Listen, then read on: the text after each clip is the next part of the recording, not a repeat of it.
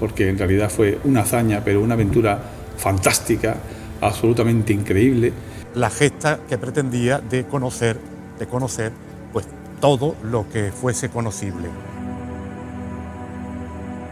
Hay que admirar y realzar la figura de estos grandes marinos, aventureros. Incomparable también diría yo creo que es un hecho único en la historia de la humanidad. Ese enigma que hay detrás de Pigafetta esconde algo. De salir de Sanlúcar de Barrameda y volver, aunque fuera una y con muy poca gente, y volver al punto de partida. Todos vendrán atraídos por el rico comercio que entonces va a desarrollar en Sanlúcar. Aquí se cambiaba la sal de Doñana por cuadros de Rubens y de otros pintores de reconocida fama mundial. Un hecho único en la historia de la humanidad.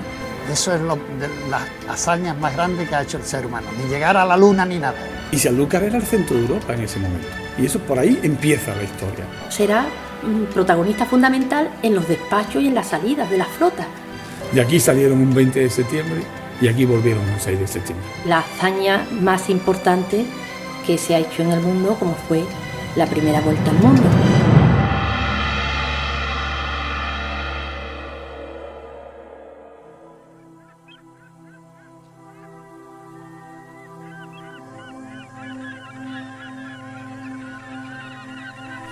El 20 de septiembre de 1519, 5 navíos saldrían desde Sanlúcar de Barrameda hacia una aventura sin precedentes que marcará un antes y un después en la historia de la humanidad. Sanlúcar de Barrameda, por diversos motivos, se convierte en protagonista de una de las hazañas más importantes de la historia. Pues cuando a uno le dicen por primera vez, oye, eso de la primera circunnavegación, ¿qué es lo que es? ¿Qué representa? ¿Qué significa? Pues la verdad que te llama un poco la atención nada más que la propia palabra, circunnavegación, que mucha gente no la dice correctamente, ¿no? Y desde que te introduces en ella y empiezas a ver realmente qué fue aquella aventura, porque en realidad fue una hazaña, pero una aventura fantástica, absolutamente increíble, incomparable también diría yo creo que es un hecho único en la historia de la humanidad, pues te sobrecoge y te emociona. Esa es la verdad. Y Sanlúcar era el centro de Europa en ese momento. Y eso por ahí empieza la historia. Ahí empieza la gran historia, ¿no? En 1297 se concede Sanlúcar de Barrameda a Sancho IV, le concede a Guzmán el Bueno el privilegio y el señorío de Sanlúcar de Barrameda por la defensa que hace de la villa de Tarifa. A partir de ese momento, los distintos señores de la casa irán concentrando, tanto desde el punto de vista territorial como marítimo, harán una concentración muy efectiva desde el punto de vista estructural y económico de la Baja Andalucía, sobre todo la provincia de Cádiz y posteriormente de lo que será el condado de Niebla. A partir de ese momento vemos cómo a través de los distintos privilegios que se le va a conceder, por ejemplo el de Vejer de 1307, el de Chiclana, Conil, poco a poco los señores de Sanlúcar, y en este caso Guzmán el Bueno todavía, va a ser la persona que se va a encargar de establecer las almadrabas del estrecho hasta la raya de Portugal. Luego las distintas concesiones ampliarán esa concesión, ese privilegio, hasta el Reino de Granada, hasta Lorca. Vemos que no solo adquieren lo que es un derecho territorial, sino marítimo. Eso a la larga va a tener muchísima influencia, sobre todo a la hora de lo que será el futuro comercio con el puerto de Sanlúcar y con la villa de Sanlúcar. A comienzos del siglo XVII, un dominico, Fray Pedro Beltrán, escribió una obra dedicada al séptimo duque de Medinasidonia, don Alonso Pérez de Guzmán, y en ella se refiere a Sanlúcar en los siguientes términos.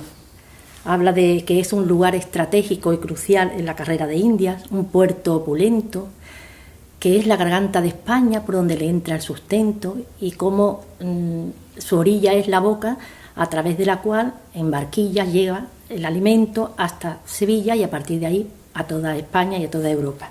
Porque tienes que pensar en un principio que cómo sería Sanlúcar, esa Sanlúcar, la playa debajo de Guía, llena de barcos, de gente saliendo, de embarcando, de llevando los víveres, los alimentos.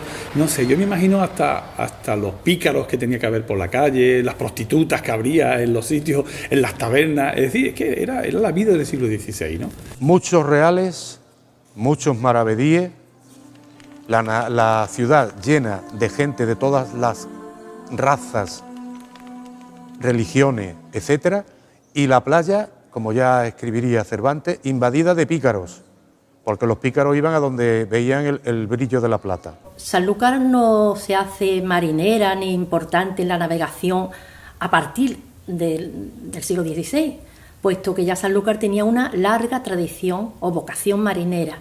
Y que evidentemente y que Sanlúcar se convierte en el protagonista a lo largo de 5 siglos, pues de esa política transatlántica, de esa política europea, porque no olvidemos que mucho antes en América ya Sanlúcar traficaba con los puertos hanseáticos, con Dinamarca, con Finlandia.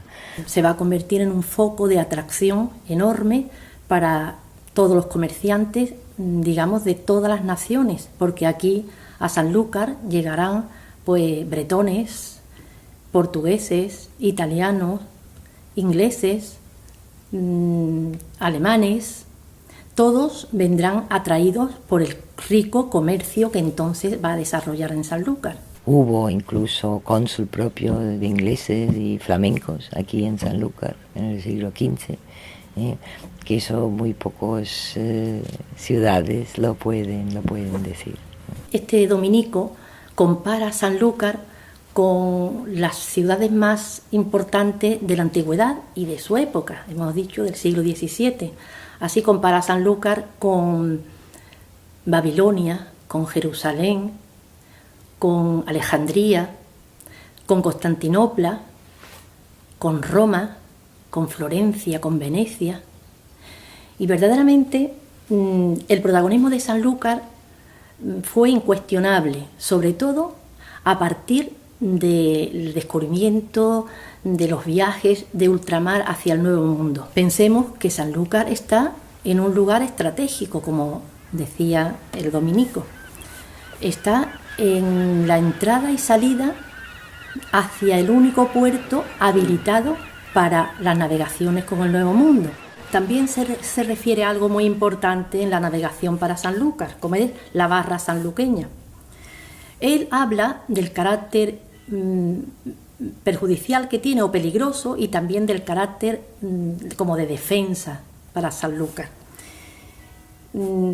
Dice Fray Pedro, luego un poco más adentro sale a todos al encuentro siempre aquella barra ingrata que tantas barras de plata le ha tirado al hondo centro, aquella infernal cuadrilla de peñascos que atraviesa el agua de orilla a orilla.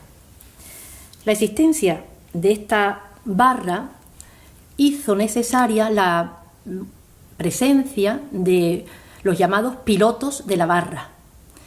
Eran unos navegantes, unos marineros sanluqueños que tenían que conocer perfectamente toda la parte de la desembocadura del río y de la barra, como decimos.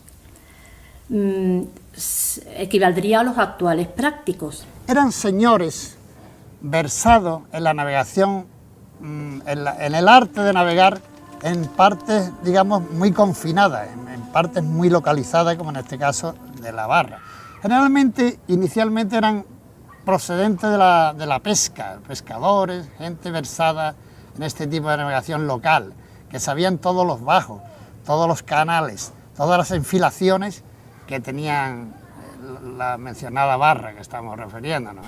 Estos navegantes, estos marineros, tenían que sufrir un examen ante el alcalde de la mar y de 4 diputados que eran elegidos por el duque de Medinasidonia, y ahí tenían que demostrar que llevaban ya una experiencia, más de 6 años de navegación, tenían que conocer perfectamente las zonas por las que se podía pasar por entre aquellos bajos que forman la barra de piedras, de ostiones, de arena, y tenían que conocer también muy bien las distintas marcas de tierra, que por lo general eran o bien torres de iglesias o eran árboles, araucarias, que hay tantas en Sanlúcar, pinos.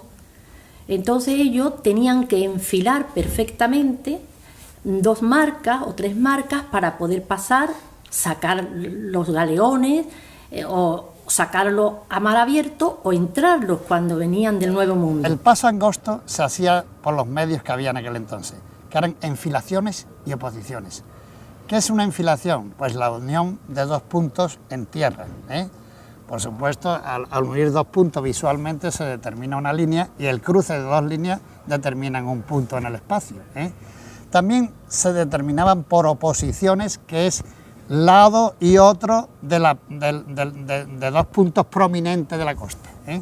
O sea, mira un faro por babor y otro por estribor, y al estar los 2 enfrentados en oposición, pues también te daba otra línea de posición. Y así iban con la angostura de la barra, iban por los canales totalmente confinados que tenía la barra en aquel momento y en aquel entonces, que sería muchísimo peor que cuando la barra que hemos conocido los que tenemos una cierta edad, que era bastante, dragaban continuamente y tenía un paso bastante definido, con una serie de enfilaciones que todavía se ve algunas en el Coto. La de San Jacinto se ve perfectamente, que era la enfilación de la barra, pero en aquel entonces deben de ser nada más que por recordatorio y por experiencias marineras de alto nivel que tendrían esos pilotos, ¿eh? La barra, de más contrario la ampara, que arena en su playa nace. Es su defensa, y así Sanlúcar siempre ha estimado esta barra puesta allí más que cuantas le ha enviado el Cerro de Potosí. Ahí está hablando del carácter protector de la barra, de la defensa para Sanlúcar. Se refiere ahí, o la compara con las barras de plata que llegaban desde las minas de Potosí, en Perú, o de Zacatecas, en México, que eran pues las que entraban y las que después, tanto en España como por lo general, pasaban hacia Europa para pagar todos esos productos extranjeros que aquí no se confeccionaban, no se tenían, pero que salían para el Nuevo Mundo, para el comercio que allí se realizaba. Desde que se le da Sanlúcar a Guzmán el Bueno, pues sus descendientes van a seguir adquiriendo títulos que van a seguir ennobleciendo a esa familia, condes de Niebla, duques de Medina Sidonia. Y esta casa, estos señores de Sanlúcar, van a fijar, a establecer la capital de sus estados aquí en Sanlúcar. Sus estados se extendían hasta Huelva, hemos dicho Niebla, hasta Tarifa, por muchísimos territorios del sur de Andalucía, pero ellos establecen su capital en Sanlúcar. Y al ser nombrados capitanes generales del mar Océano y de las costas de Andalucía, Sanlúcar será protagonista fundamental en los despachos y en las salidas de las flotas, porque las cartas de los reyes de Felipe II a los capitanes y a los almirantes de estas flotas, de estos galeones, le están indicando que hagan en todo lo que les diga o lo que les ordene el duque de Medina Sidonia. En este caso pues puede ser el 7º duque, ¿eh? Y de él dependían, de los duques dependían la salida, el despacho de las flotas. Por lo tanto, Sanlúcar tendrá un protagonismo excepcional. Aquí incluso vendrán los oficiales de la Casa de la Contratación de Sevilla para ese despacho.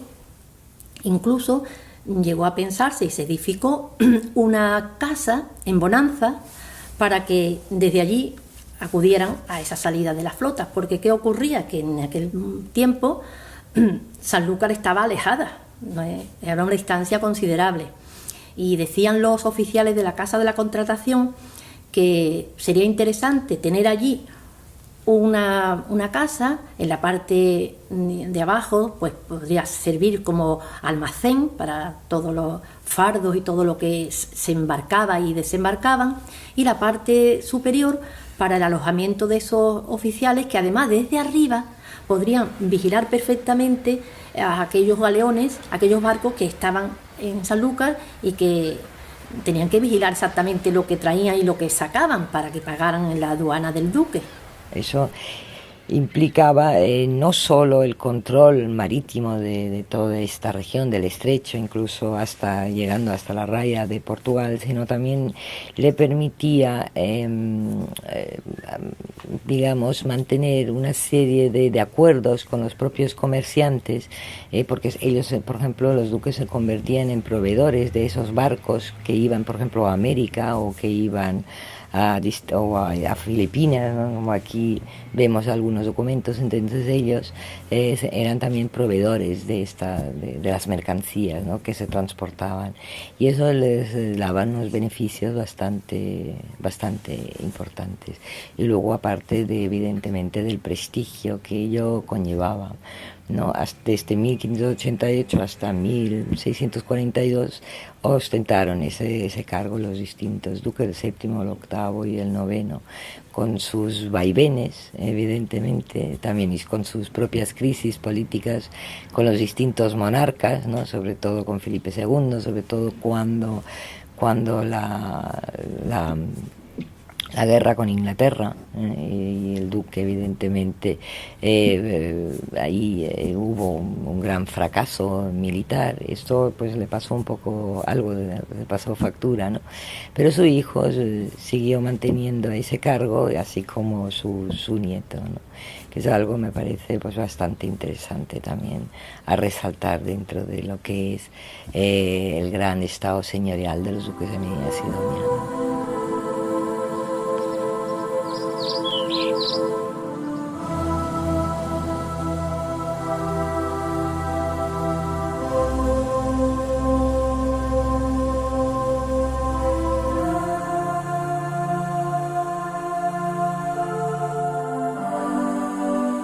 Un capítulo muy interesante para la historia de Sanlúcar en aquellos momentos fue ese desarrollo comercial, ese auge del desarrollo que se va a plasmar también en el urbanismo, sobre todo en la casa de los cargadores a Indias.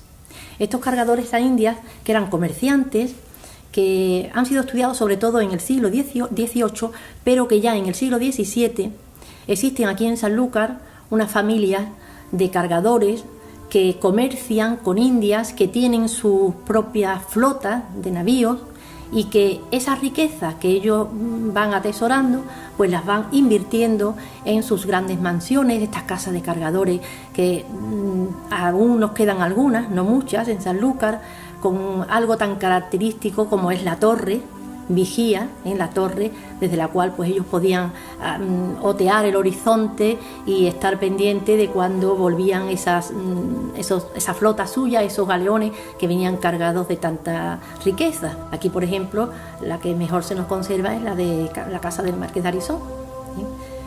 Hay otras que a lo mejor desde la calle no se ven, hay que entrar en la vivienda para poder, pero hay algunas muy curiosas porque incluso están decoradas con azulejos de Delft, este azulejo tan característico, blanco y azul, y que era tan apreciado en aquel momento.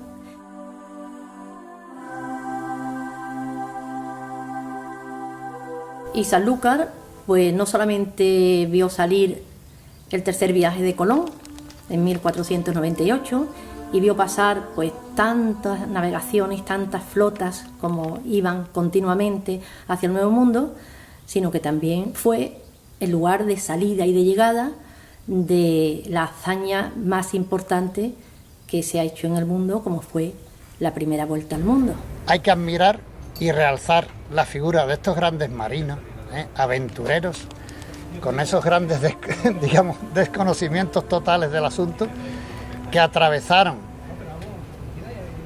3 océanos, con los correspondientes peligros que yo conozco por haber navegado. Sobre todo yo he navegado por el Atlántico y lo he cruzado 10 veces, en la Marina Mercante, en la Compañía Transatlántica. A mí seguramente sería porque no me encomendaría tanto a los santos y al Espíritu Santo, que esos caballeros continuamente se encomendaban, pues me ha cogido 2 ciclones tropicales que se originan en los trópicos y nos hemos hundido con una motonave de 150 metros de milagro.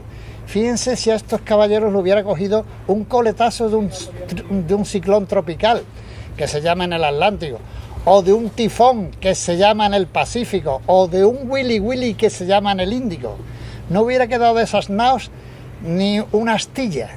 Así que mi gran admiración y mi gran respeto hacia esos grandes navegantes, que hicieron esa hazaña de salir de Sanlúcar de Barrameda y volver, aunque fuera una y con muy poca gente, y volver al punto de partida. Eso es de las hazañas más grandes que ha hecho el ser humano, ni llegar a la luna ni nada. Esa es la gran hazaña de la historia de la humanidad. Siguiendo también un libro, el diario del cronista Antonio Lombardo Pigafetta, que nos relata todo el viaje. Ese enigma que hay detrás de Pigafetta esconde algo. A mí lo que me extraña de Antonio Pigafetta es que la historia no ha estudiado, diría con profundidad, no ha estudiado con profundidad este personaje.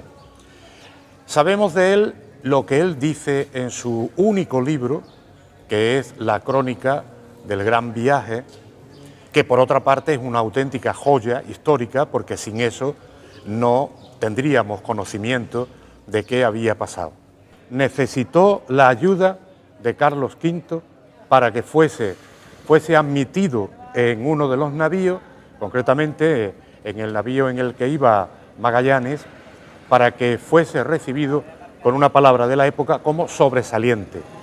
Los sobresalientes eran miembros de la nobleza que se embarcaban por afán de aventura, por afán de ser conocido o por afán de tener algún tipo de gloria.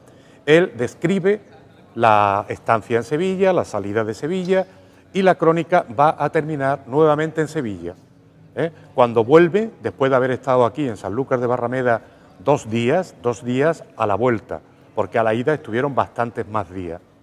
En lo que hace referencia a Sanlúcar de Barrameda hay unos documentos también muy pintorescos, y es que dice Pigafetta que es la primera llegada aquí a Sanlúcar de Barrameda, cuando están cargando los barcos de alimentos, de madera, de todo lo que iban a necesitar hasta llegar a las Canarias, pues dice él que todos los días bajaban a tierra e iban a oír misa a la ermita de la Virgen de Barrameda, lo cual nos documenta que efectivamente ellos donde iban a oír misa era en el espacio que hay desde Bajo de Guía hasta Bonanza, que es por donde debía de estar la ermita de la Nuestra Señora de Guía, que está detrás de nosotros, que no estaba tan próxima a la Bajo de Guía, sino que estaba para allá, porque la Virgen no se llama de Guía por Bajo de Guía, sino que Bajo de Guía se llama allá de Guía, por donde estaba la ermita de Nuestra Señora de Guía. Y aquí la tenemos, aquí la tenemos. Desde que habíamos partido de la bahía de Sanlúcar hasta que regresamos a ella, recorrimos según nuestra cuenta más de 14.470 leguas y dimos la vuelta al mundo entero yendo siempre de este a oeste. Y efectivamente, pues se saldría de Sanlúcar un 20 de septiembre de 1519 y después de muchas dificultades podrían encontrar ese estrecho que Magallanes le daría su nombre y desembocarían en un océano que ya Núñez de Balboa le había llamado el Mar del Sur y que debido a la calma en la que se encuentra ese océano, Magallanes lo bautiza como Océano Pacífico. Pigafetta, como buen humanista, hace una descripción de toda la antropología que va viendo. Va contando todo lo que acontece dentro de los 5 navíos, los enfrentamientos, los motines, la desaparición, porque de los 5 que salen solo vuelve el navío Victoria, y este navío sale con 60 hombres de las últimas islas en las que estuvieron, creo que fueron las Molucas, y aquí a Sanlúcar de Barrameda vuelven pues solamente 18.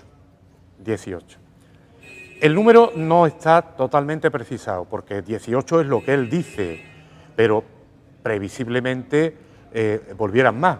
¿Por qué? Porque en aquella época los nativos no tenían ningún tipo de valoración.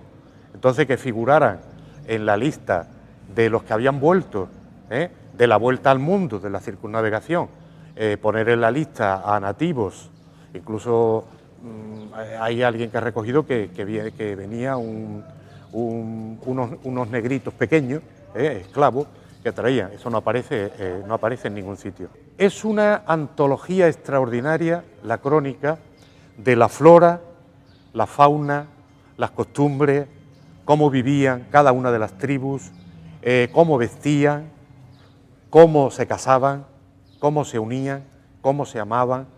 Todo está perfectamente expresado. Lo que esta gente tuvieron que pasar, esos 5 barcos increíbles, ese viaje enorme de 3 años, donde pasan angustias, necesidades, hambre, miseria, donde hay una deserción, un barco, la San Antonio, deserta en un momento determinado, porque no está de acuerdo con la política que se está llevando en la dirección de la expedición. Eso era muy frecuente, eso era muy típico. Pues eso es terrible, ¿no? Pero incluso el motín, se produce un motín. Es interesantísimo cuando ese motín, por las consecuencias que tiene. Primero porque mandan matar a los cabecillas. O sea que aquí hay que tomar medidas, dice Magallanes. Pero al mismo tiempo también no puede deshacerse de todo el mundo, porque uno de los amotinados había sido, por ejemplo, Juan Sebastián Elcano. No podía deshacerse de él, y fijaros que a la postre se convierte realmente en el capitán general que consigue dar esa vuelta al mundo, ¿no? Esto es increíble, ¿no? La aventura en la Patagonia, los meses que se llevan intentando descubrir por dónde salir en el estrecho de Magallanes, que si lo habéis visto alguna vez en el mapa o en Google, de verdad os recomiendo que lo miréis, echadle un vistazo. La cantidad de islas que hay ahí, la cantidad de sitios que no llegan a ninguna parte, eso es increíble, cómo consiguen encontrar la salida. Después casi más de 100 días hasta que encuentran y llegan a la Isla de los Ladrones, antigua Isla de los Ladrones, que ellos le ponen Isla de los Ladrones precisamente porque les roban el pequeño barquito que tenían para ir a tierra, se lo roban los nativos, y por eso le llaman la Isla de los Ladrones. Después se llamaron las Islas Marianas, hoy se conoce como las Islas Marianas, ¿no? Eso es absolutamente increíble. Cómo se comían, fijaros, es curiosísimo, ¿no?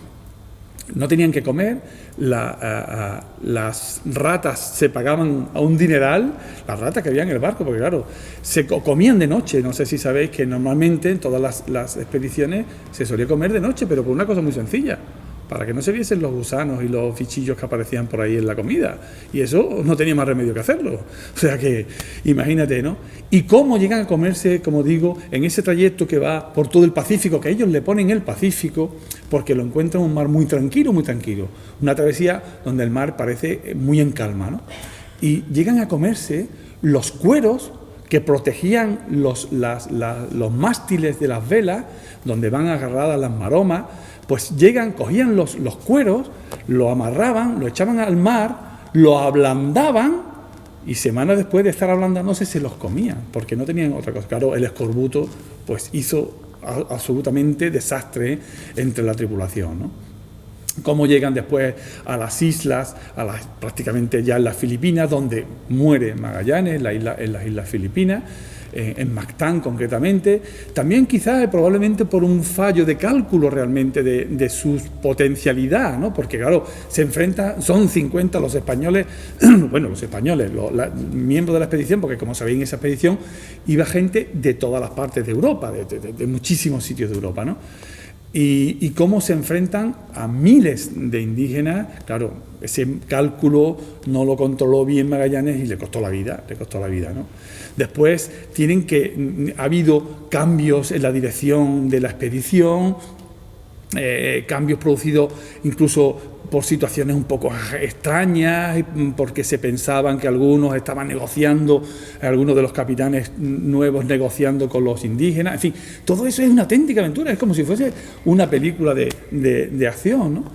Y cómo finalmente, pues al final deciden que eran 2 embarcaciones, porque a la última ya la destruyen, porque no tenían ni siquiera tenían tripulantes para poder dominarla y poder completar la vuelta, ¿no? Y finalmente, pues Elcano deciden entre Elcano repartirse la nao Victoria y la nao Trinidad. La nao Trinidad vuelve sobre sus pies, de alguna manera y termina volviendo a Europa, lógicamente, años más tarde, pero nunca completó la vuelta al mundo. Dio un giro mucho mayor, porque vuelve sobre sus pasos, lógicamente, y no termina de completarla, ¿no? Pero la nao Victoria, la del Cano, la que comanda el Cano, la que llega, por cierto, también la última curiosidad de este tránsito, de este paseo enorme, de este paseo gigante, es que el 9 de julio llegan a Cabo Verde, y allí descubren que son españoles que vienen de la especiería, entonces tienen que salir corriendo, huyendo, por eso dejan incluso a 13 tripulantes, los dejan prisioneros de los portugueses, porque en aquellos tiempos eran enemigos, por distintas cuestiones, eran enemigos acérrimos, ¿no? Y entonces termina el Cano con una nave prácticamente desvencijada, destrozada, con muy pocas especies que trae, y sale corriendo hasta que llega a Sanlúcar el 6 de septiembre y por fin llega a casa y ha completado la primera vuelta al mundo, ¿no? Desde Sanlúcar, el Cano le escribe una carta al emperador, que a fin de cuentas era la persona que había financiado la expedición, primero pidiéndole por los últimos que acaban de ser prisioneros por los portugueses, pero también pidiéndole por las familias, por la gente que había quedado en el camino, por los que habían fallecido, por todas esas cosas, ¿no? Y un dato interesantísimo es que con lo que trajeron de especias de aquella época, en esa nao Victoria prácticamente desvencijada, que las especias, muchas de ellas ya no estaban en buen estado, se habían humedecido, en fin, imagínate, ¿no? Pues con lo que trajeron se pudo sufragar todo eso. Es decir, imagínate el enorme potencial que en aquella época las especias tenían, por eso había tanto interés en llegar a ese destino y no pisarse. Políticamente no era muy correcto y por eso con Portugal había que tener mucho cuidado en estos asuntos, ¿no? Entonces, la historia es absolutamente sobrecogedora, fantástica, ¿no? Y resulta que, miren ustedes, Sanlúcar hemos sido protagonistas, somos protagonistas de primer nivel. De aquí salieron un 20 de septiembre y aquí volvieron un 6 de septiembre.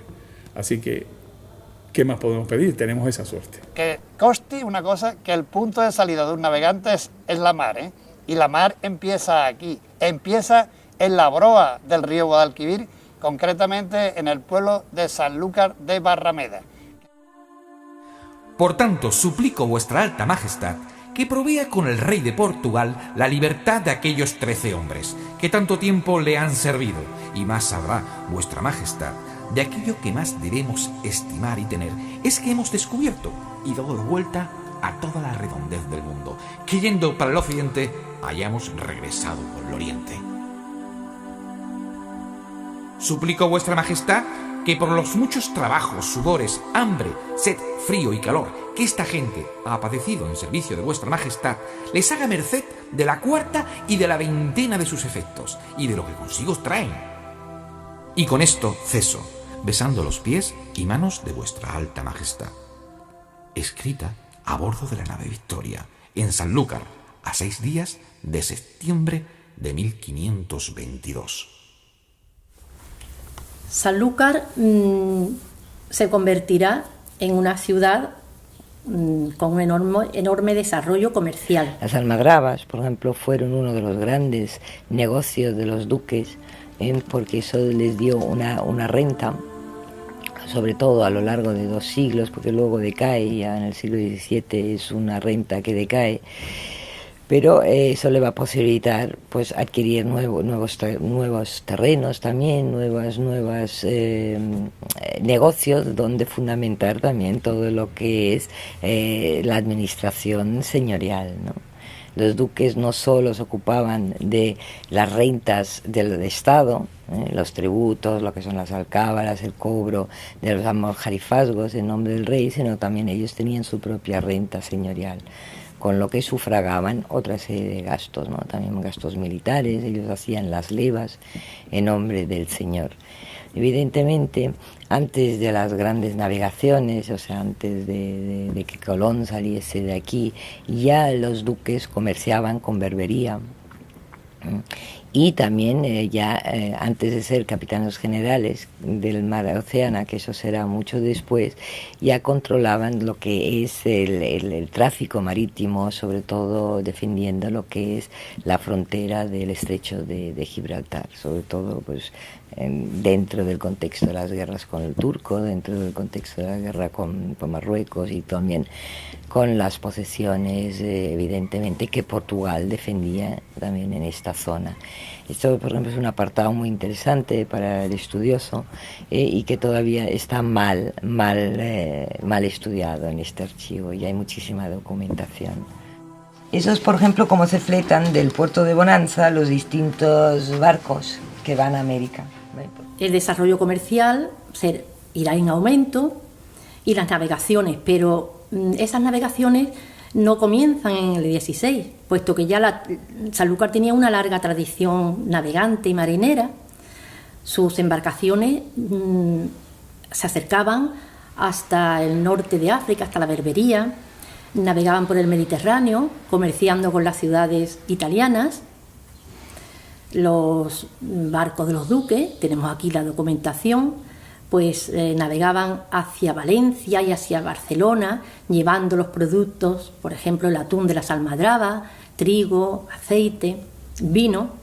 Sanlúcar en estos momentos, antes de los viajes precolombinos, era el puerto de entrada de todas las mercancías de los países hanseáticos. Estamos hablando ya de los siglos XIV y XV, una fecha muy temprana.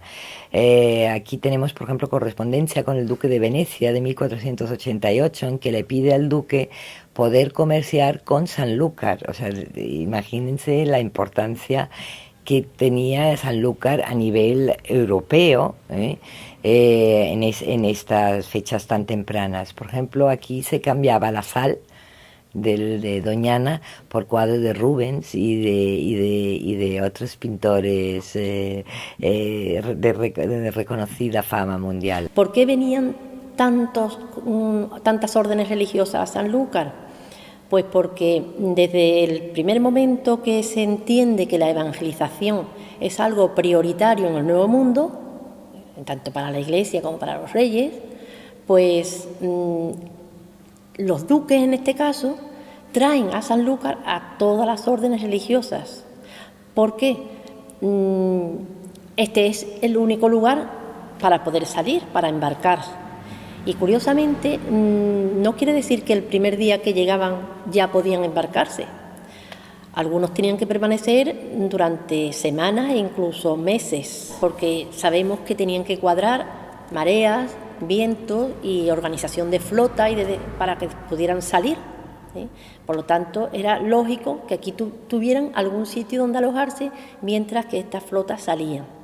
Entonces, pues si nos remontamos antes incluso del descubrimiento, desde que Sanlúcar es reconquistada por Alfonso X en el siglo XIII, a finales, pues resulta que ya aquí empiezan los duques a traer a las órdenes religiosas. Tenemos a los jerónimos en Barrameda, Santa María de Barrameda, tenemos a los franciscanos, tendremos a los dominicos y a las dominicas, a las clarisas, a los carmelitas, agustinos, tendremos también a los mercedarios, pues todas las órdenes religiosas. Más tarde llegarían también los jesuitas, están representadas o estuvieron representadas aquí, los capuchinos, que incluso tuvieron un colegio de misioneros.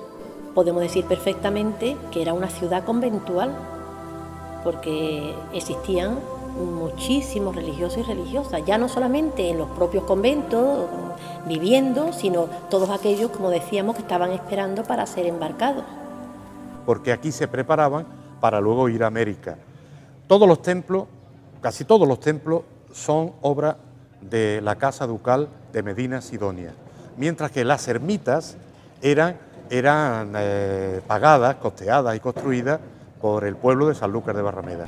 Pues es tanta la gente que llega a Sanlúcar y tanto como aumenta la población que se precisa construirse ya en un lugar fuera de la muralla. Aquí venía gente de Alemania que se establecían ahí en la calle de los Bretones. Algunos eran zapateros, joyeros flamencos, que tenemos muchísimo, todo lo que es la platería de la Caridad y de la O lo hace Jacques Toupart, que era un platero flamenco que iba para América, y al final pues se queda aquí en Sanlúcar porque encuentra trabajo. Arquitectos como Juan Libadote, que introduce lo que es el Renacimiento en Sanlúcar. O sea, podemos fijar un mosaico, una pequeña Commonwealth en Sanlúcar en los siglos XV, XVI, perfectamente bien, que lamentablemente, evidentemente, después de algunos conflictos bélicos y sobre todo cuando ya los duques tienen que abandonar Sanlúcar por motivo de la supuesta sublevación del noveno duque. El intento de secesión del duque don Gaspar, unido con su primo el marqués de Ayamonte y alentado por el rey de Portugal, que estaba casado con una Medina Sidonia, pues intentaron que Sanlúcar de Barrameda se constituyera en un reino independiente, presidido por la Casa Ducal. Esto fue descubierto, el duque fue se le llevó aprisionado a Castilla, al marqués de Ayamonte se le mató, y ahí comienza la ruina de Sanlúcar de Barrameda, porque todo lo que era propiedad de los duques, todo eso fue a parar a las arcas de la corona, que por otra parte la corona llevaba ya mucho tiempo deseando que se produjese algo de este tipo, para poder hacerse con todas las propiedades que había. Comienza para Sanlúcar de Barrameda, con la entrada en la corona, un periodo de una crisis económica, social, etcétera, porque además se fueron los comerciantes. Claro, aquí ya no tenían la libertad de comercio que tenían con los duques. Se fueron los comerciantes al puerto de Santa María, al puerto Real y a Cádiz. Y ya entramos en lo que es la decadencia de Sanlúcar. A pesar de que ya los vinos, como la manzanilla, ya son conocidos fuera de España, como en Francia, por ejemplo, Montijo, Eugenia de Montijo se lo lleva a la corte francesa, pero eso evidentemente no crea una capa industrial, ¿no? Lamentablemente Sanlúcar cae en el olvido también de los políticos de aquel momento, ¿no? Y bueno, hasta nuestros días que Sanlúcar nuevamente intenta salir adelante hoy con otro tipo de industria, más versado en la agricultura y en la pesca y sobre todo en el turismo. Es el gran futuro de Sanlúcar, sobre todo si no se sigue destruyendo el patrimonio como hasta ahora. Las consecuencias sociales, históricas, patrimoniales, antropológicas que esto tiene para Sanlúcar son extraordinarias. Por lo tanto, hay una conclusión desde mi punto de vista que es absolutamente incuestionable, ¿no? Los sanluqueños estamos obligados a entregarnos a esta aventura.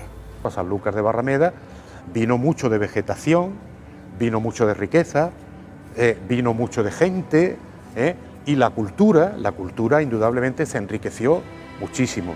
Y desde luego Sanlúcar de Barrameda en ese hito, en esa gesta, ocupa un lugar importantísimo, porque también de Sanlúcar de Barrameda también salieron expedicionarios que se metieron en los barcos. Totalmente la puerta del tesoro, porque las fuentes de riqueza del tráfico a la India fueron enormes, ¿no? En aquel momento. Era la ciudad más importante de Europa, Sevilla, y de camino a Sanlúcar era la puerta. Entonces, deberíamos de hacer todo lo posible porque esa seña de identidad o parte de la seña de identidad de nuestro patrimonio de Sanlúcar, que no se destruyera más, que por lo menos lo que tenemos ahora que se conservara, que continuara, porque tampoco es un patrimonio nuestro, es nuestro y de los que nos sucedan y de los que vengan. Y ya digo, no podemos permitirnos los sanluqueños que esto pase de puntilla como pasó en el 400 aniversario.